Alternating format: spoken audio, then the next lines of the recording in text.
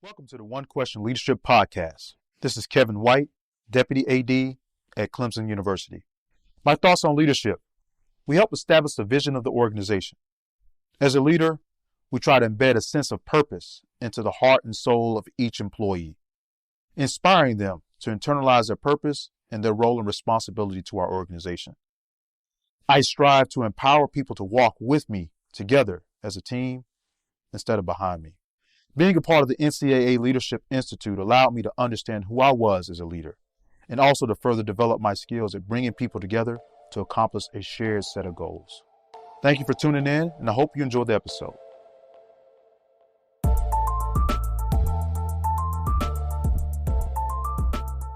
Greetings, this is Ty Brown, and welcome to the One Question Leadership Podcast, where we highlight executive leadership in college athletics. Our guest today is Kevin Barefoot. Kevin is the Senior Vice President of Business Development at Teamworks. Greetings, Kevin. Thanks for joining us. Absolutely, man. Thanks for having me on. Now, I've known you for a while, right? When I met you, you were at WinAD. Yep. And I don't know if I know you that well, but always a familiar face. We've talked on a couple of occasions, but this is the first time to sit down for an interview. Working at Teamworks, which is from the outside looking in, a fast-growing environment, right? It is, yeah. And Senior Vice President for Business Development, from what I understand, it's a sales type job, right? Sure. Tell us about that role.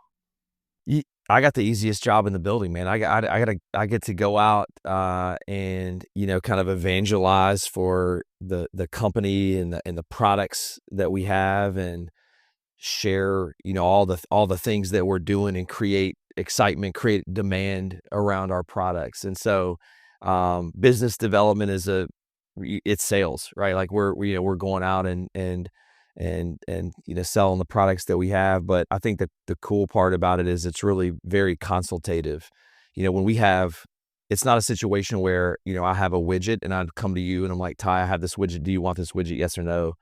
And if you don't, then I move on. It's consultative in the sense that I got to understand what needs you have, because we have 12, 13 different products. And so at any given point in time, you might be thinking about NIL, or you might be thinking about compliance or academics or nutrition. And so I got to really take the time to understand what it is that you need and you're trying to accomplish. And then do we have a tool that can meet those needs? And so it really gives an opportunity to listen and learn and understand. And because today we work with 99% of Division I schools, and so most schools are already clients in some capacity, right? So it's just figuring out how we can help you. What's interesting about what you're saying, consultative, I think that's the word. Consultative. Consultative. Yeah. I think that's right. Maybe. Yeah, right. Figuring out what problem that you need solved and how we can help you solve that problem, right?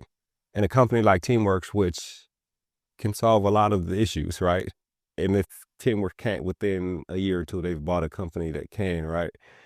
I wonder about that mentality, because you were in sales at WinAD, right? Yep. And you've been in sales before that. Sure. Is it the same mentality, or is it like, what problem can we solve in this specific area, because that's the service we provide? Yeah, it's different. It's definitely different. I mean, when I was at WinAD and I had prior startup tech experience, and you have one product, it's really about that one product, and so. So is it still consultative, or is it a different mindset? It is. It's much less so. Yeah. Like, if you have a singular product or platform, the strategy is really, I want to learn enough about what you're doing so that I can try to position this product in the best way possible and really ultimately sell it, and then, there's a saying in sales that, sometimes you want to get to a know fast. So in other words, if you're not going to buy my widget, my product, I want to find out early that you're not, so I can move to the next guy, so move to the next, prospect. And so that's what I had done at, a lot of times prior to Teamworks. But again, with Teamworks, like, number one, in college athletics, you can't burn any bridges, right? And so everybody works for everybody. Everybody knows everybody. Your administrators are hopping around from school to school. And so I'm never going to be that guy that beats you up, because if the timing's not right, that's okay. And if you don't need a nutrition tool today, that's okay. I genuinely want to understand what it is your strategy is, how you're trying to get there. And if we can help you get there, then I want to be, there to help you do it. Yeah, no, I get it. Interesting. So there is this aspect of let me help you no matter what. It's 100%. just not as consultative because we can't provide all these services to help you, right?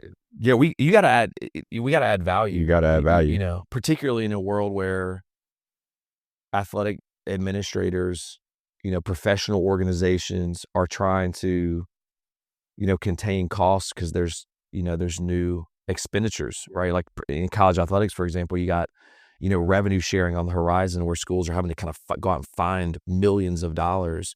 And so if you're an athletic leader, you're not just going to justify a spend with Teamworks because you like hanging out with Kevin Barefoot, like we got to be adding value in a really significant, measurable, and visible way. So this is not your first experience with startups. Actually, from what I understand about your career, most of your experiences have been with they've all been startups. Yeah.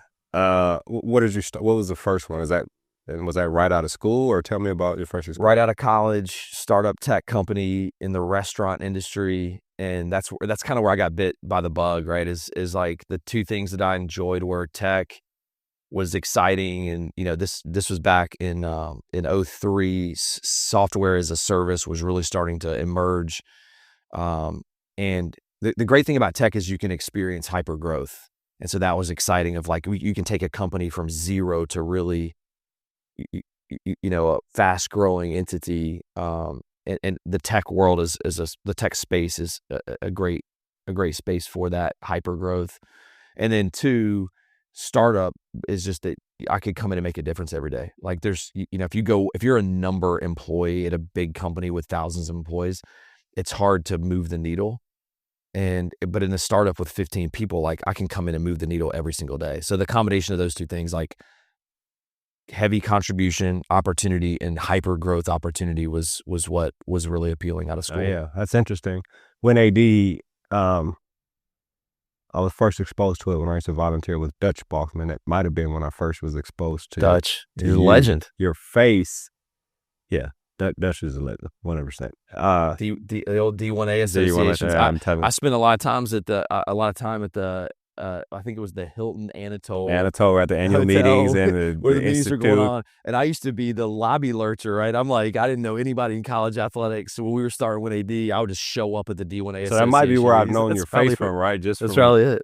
Because Dutch would just allow me to drive up from Waco and volunteer every year. Yeah. So I did whatever, PowerPoint, whatever you need, Dutch. Yeah. Does this trash need to be empty, Dutch? Yeah. I mean, after a while, you just did whatever. But I bring that up because I don't know any other face from Win AD. Yeah, I did all the external stuff. Right. And so all I knew about Win AD was your face and name. And so I wonder, how long were you with that organization? 10 years. So I was the first hire and then was there through 2020. Okay. So 10 years, right? So when you look back at a career and you start thinking about who I am, what I do, and how what I do has impacted the organizations I've worked for, Win AD, 10 years, and if you're the first hire, I imagine the expansion of the organization, you had a lot of influence on it. Sure.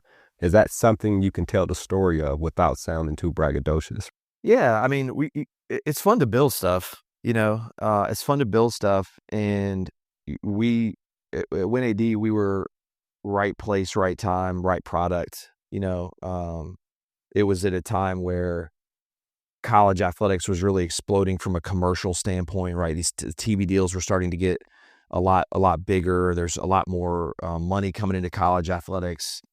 Athletic departments needed to run more like a business, right? So back in 2009, there were still athletic directors who were the old football coach, and that was the path for a lot of football coach retires, they become the AD. And so like back in 2009, 2010, you started seeing more professionalization of college athletic departments and more business oriented leaders coming into the space. And so we were just right place, right time, because we had a product that provided really good financial data to athletic departments to help them, make more financial oriented decisions and more data driven decisions. So we kind of caught lightning in a bottle. And then to your question, I guess, we just asked a lot of questions, man. We, there were guys like, Brad Bates at Miami of Ohio and Bubba Cunningham at the time was at Tulsa, and,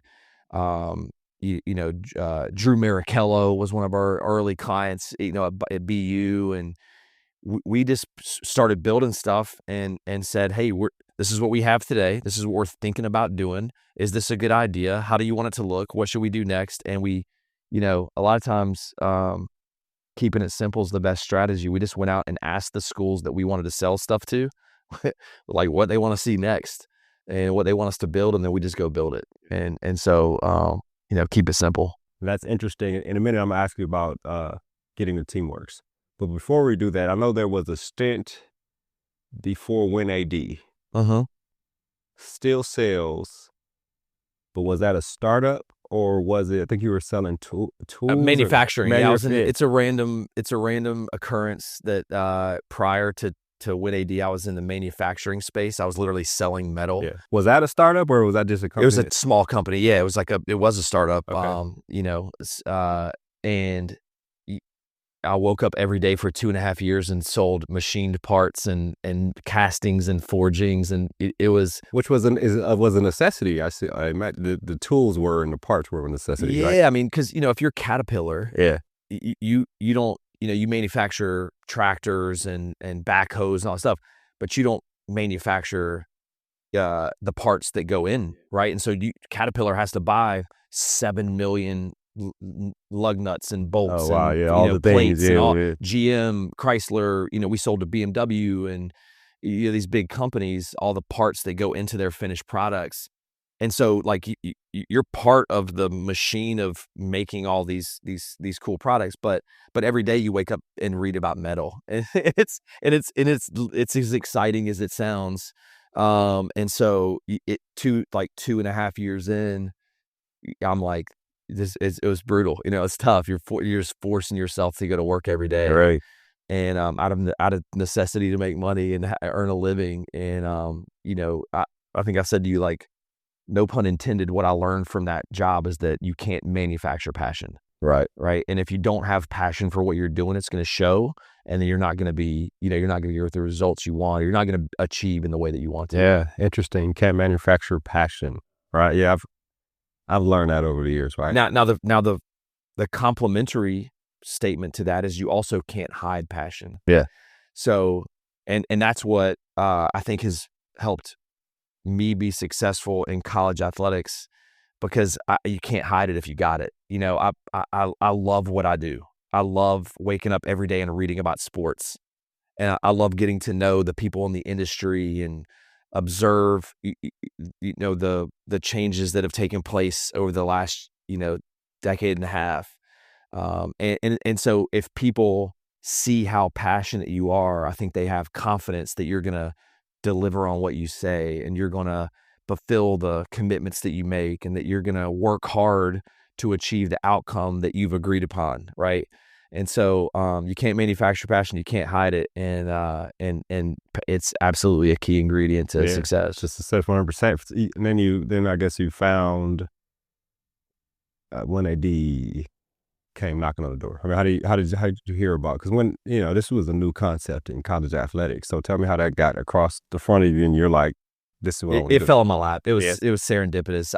I was working in the manufacturing space. A buddy of mine knew I was miserable, and literally sent me a LinkedIn job posting of a stealth mode startup tech company in college sports, and said, "This sounds like it's up your alley." And I applied. It was when AD got the role, and then took it from there. That's super interesting. So then you get to Teamworks. This was that during the pandemic, or? It was 2020. So I was at WinAD till 2020, left there in the spring, and my path to Teamworks, I was doing consulting in the collegiate athletics space. I was consulting with tech companies on like go-to-market strategy, sales strategy. So I'm talking to athletic directors every day. This is during the pandemic, and I was just asking people like, who do you respect and admire companies? Who do you think is poised for success? And Teamworks and Influencer kept coming up. I mean, just repeatedly. It was really clear that Teamworks was in a position to be successful, and they were respected, and I frankly, I wanted to learn about the product first because I'd spent 10 years up until that point building genuine relationships with people and having passion for what we were selling. And so I wanted to learn about Teamworks because I wanted to almost check it out. I didn't want to be part of an organization that I didn't believe in the products, and I didn't believe in the mission, because I wanted to be genuine in what I was doing. And so started talking to Zach Maritas and Corey Richardson and Mark Morris, and the leaders at Teamworks. And man, the vision that Zach painted of what he wanted to do, I heard it one time, and I honestly, the time I thought to myself, if he accomplishes half of what he just laid out for me, this is going to be a fun opportunity. Great products, great people. I immediately saw the vision and was ready to dive in, because this is back in 2020, and what Zach said is like, we're going to go out and we're going to build or acquire the best products in every category that matters in elite athletics, and we're going to tie it all together and build an operating system for sports. And I was like, man, that sounds pretty cool. And again, I was like, if we do half that, yeah, we'll be doing big things. It turns out, he's stuck to the roadmap, and we're probably moving a little faster than I expected on the path. Oh, that's excellent. So then this senior VP of the business development, yeah. Senior VP of business, is that what you got hired on in 2020, or? I think the title at the time was like director of business development. Okay. So yeah, so you focus on collegiate over the first few years, and now work across North America to include pro, NA Whatever, Pro, NBA, MLB, NFL, yeah. And are you approaching people who don't, when you talk about getting out of college athletics, organizations who don't, or clubs who don't use Teamworks, any form of Teamworks, trying to get them to understand all the services offered? Sure. And buy in? Is that part of the role? Oh, absolutely. Yeah. I mean, our product suite was really grown from the collegiate space. Like, that's where we got our start. Zach was a former student athlete at Duke. And so, some of our products don't translate to the Chicago Bears. Chicago Bears don't need an NCAA compliance tool. They don't need an academics tool, or an NIL tool, right? So some of it doesn't carry, but a lot of it does. Nutrition, performance. When you boil down what we do at Teamworks, we help athletic organizations acquire talent. We help them manage it day to day, and we help them grow talent. And so that translates to NFL, English Premier League, and also the U.S. military. We do a lot of work with U.S. military tactical, because they operate a lot like an elite athletic organization. So yeah, the other way around, actually. Yeah, that's right. Athletic organizations that's operate right. like the military. Yeah, that's right. Yeah. So yeah, to answer the question, we're engaging with all forms of sports organizations. Do you have, like, are other people who do sales, I guess, within the organization, does somehow all report up to you, or how is it structured in terms of that?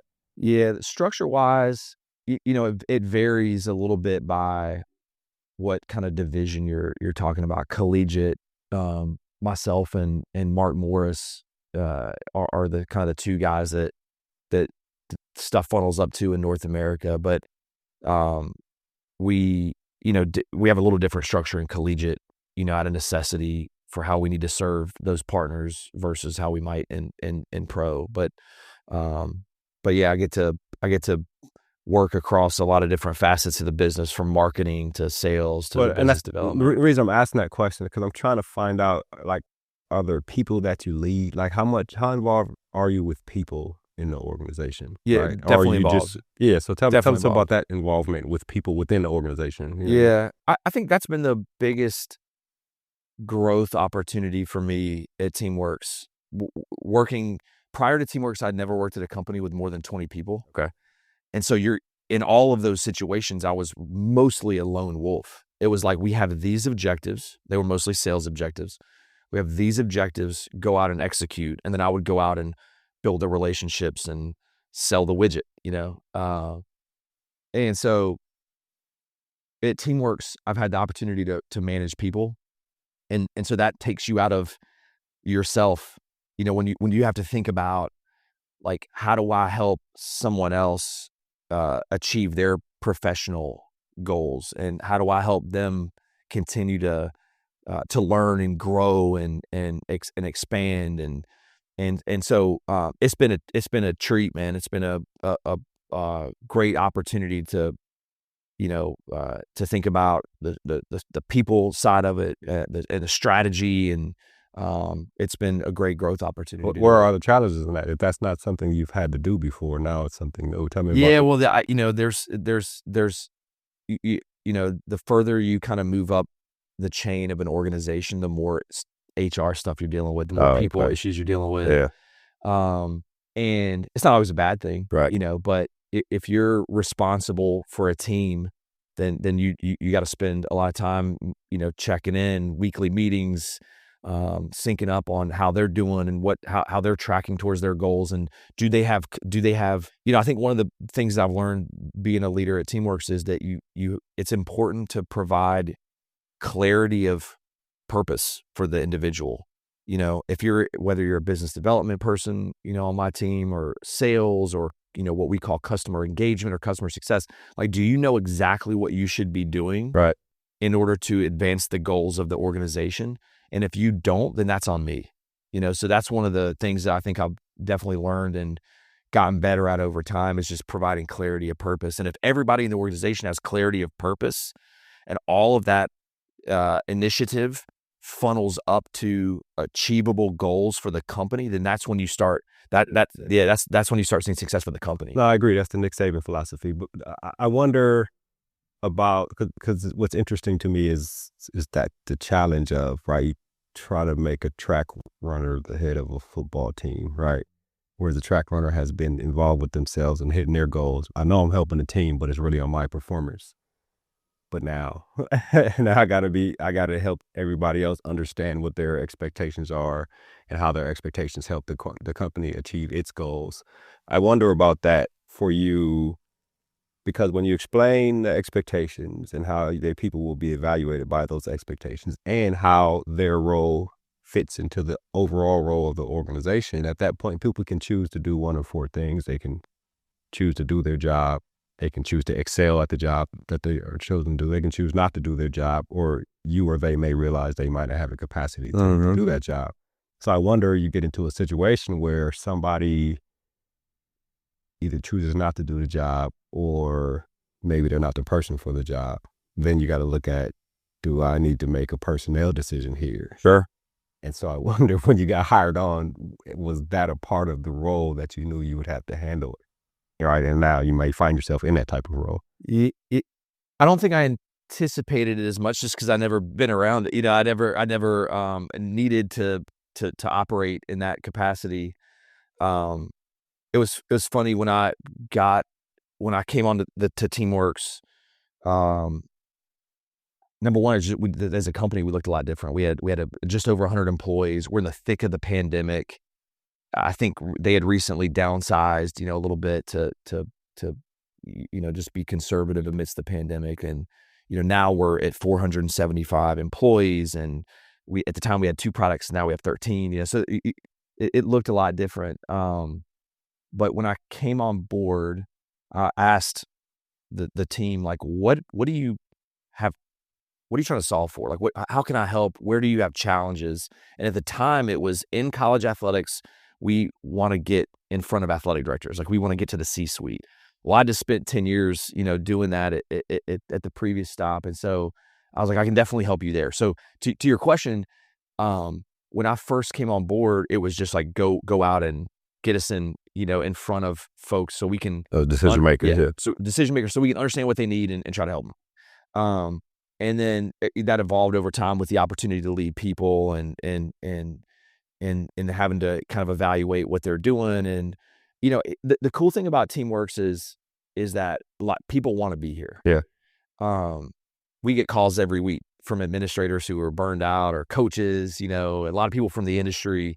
People want to work in sports, number one, and then people want to work at Teamworks because of the culture and those things. Just last year we were awarded best place to work in sports tech, and so people want to be here. So when a lot of people want to be here, you can be choosy of the natural vetting process of who you bring in. Yeah. And so I've seen that firsthand over the last 4 years, man. We Teamworks is packed full of A players. Because the Netflix syndrome, right? We can vet the people because we got the best. Yeah, when everybody wants to be here, it creates, in a good way, pressure to be a high performer. Yeah, 100%. And that's a healthy environment. That's a healthy environment. And so we've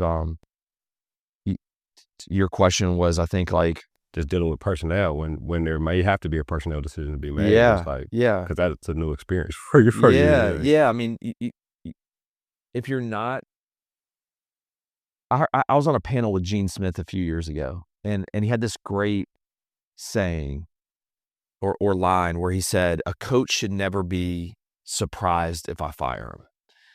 And the reason is that prior to firing them, I'm going to have him in my office and say, my expectations are up here and your performance is down here. We got to close that gap, right? It really goes back to what I was saying earlier about clarity of purpose. And so Gene said, that coach should have come in my office. If I'm doing my job, should be in my office 2 or 3 times of me saying, hey, expectations are here, performance is down here. Let's close that gap. Here's what you need to do to meet the expectations that we have for you. And then if they're not doing that, everybody is aware of it. And then the coach shouldn't be surprised. And so I think that's a sound philosophy. And so as a manager, as a leader, I have to give clarity of purpose, and then I also have to give feedback. And you also have to give really candid feedback, right? If you're not giving folks candid feedback about how they're performing against your expectations, company expectations, the expectations of the role, then you're doing them a disservice. And so if they're not performing against that, then again, the conversation should get easier. The other thing I would say is, like, I'm sure you've read the book Good to Great, Jim Collins. In that book, the great companies acquire talented people and get them on the bus. It's like, get the best people you can on the bus. Yeah. And then once you get them on the bus, you find the right seat for them, versus saying, I have an open seat, I need to fill that seat. So a lot of times over the years at Teamworks, we would see people and say, man, that guy or that gal, they're a star. We got to get them on the bus. And then it's on us to then figure out what's the best seat for them. So we might have somebody who's really talented, but the role they're in is too small for them or too big for them, or it's not the right, and can we move them to a different spot? So we definitely do a lot of that as well. Just kind of constantly evaluating, do we have the right people on the right seat on the bus? And sometimes just internal shuffling can help you get there. So have you found yourself having the kind of conversations that Gene Smith mentioned that he has had to have? You found yourself having those conversations in the role you're in now? Sure. Yeah. And the conversations where it may be, theoretically you're in the wrong seat here. We want to move you to a different seat on the bus. You find yourself having those kind of conversations over the last 4 years? Oh, definitely. Yeah. I mean, like sales, a lot like college athletics, is a scoreboard business. Yeah. And so it comes down to, you're either hitting the numbers, the goals that we set for ourselves, or you're not. And so there's definitely that quantitative aspect that makes it easy to measure performance. But But also if, it's not, I think good leaders don't just tell their team, you're not hitting the number, you're not doing, like, it should be, what resources do we need? How should we rethink our strategy? What do we need to do as a group to get there, right? It's not just, it can't just be you're underperforming. It's got to be, again, like really clear communication of, here are the steps that I think you need to take to get there. But also, do we have the right strategy in place? Do we have the right resources in place? Do you have everything, all the tools that you need, right? And if you're giving people the right tools, the right strategy, the right resources, clarity of purpose, and they know what they need to go do, like, that's where, if they're not doing it, then it becomes pretty easy to identify. I think that's excellent, and it's excellent experience. I will say, in your career, say you go off and you become a CEO of some company, the experience that you're having, what I call the Netflix syndrome of all high-level people, and we're vetting high-level because many people want to work Sure. here. When you get to the rest of the world, it's not going to be as easy, because most of the world are people who are happy with being average, right? The environment is not full of overachievers. And so I would cut my teeth and learn as much as you can in that role of dealing with people and having those tough conversations, because when you get out in the world, you'll probably end up having to have more of that. And it's actually a depressing thought. But when you understand that you have overachievers and you have average people, and they don't necessarily always get along, but any organization is going to have a mix of both that have to figure out how to make it great. But the last question I have for you is, looking at the through line of your career, it's easy to say that the through line of your career is sales, right? And helping businesses grow.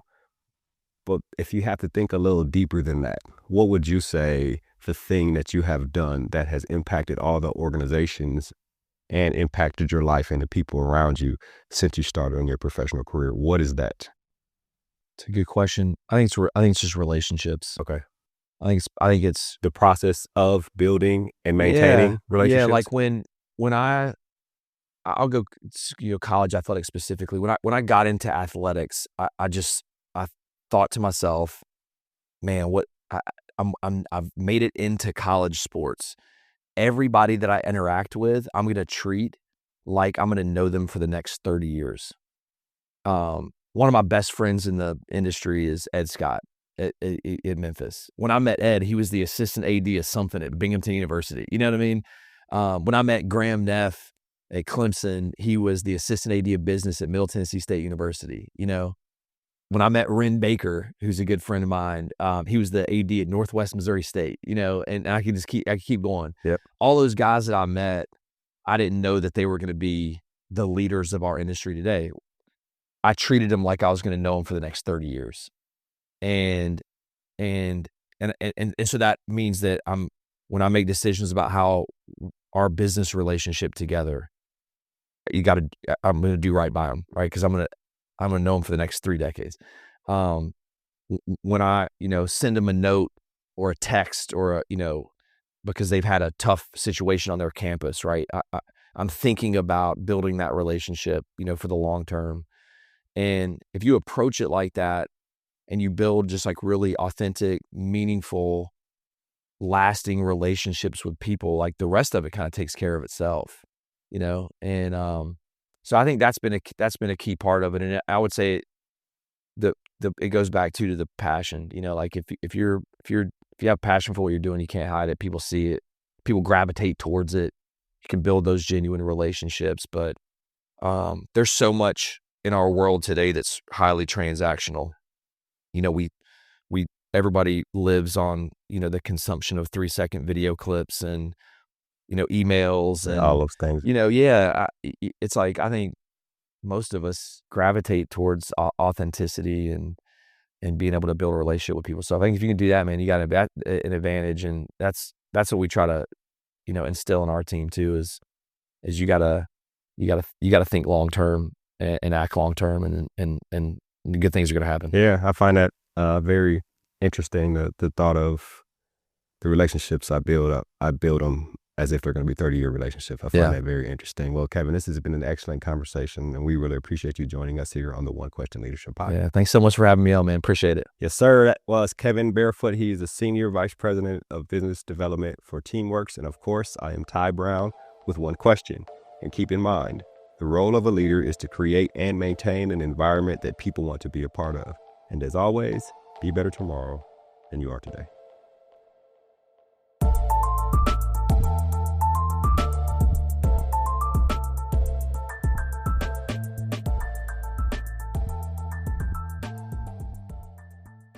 This episode of the One Question Leadership Podcast is produced by Spades Media Group, solving problems using creative leadership.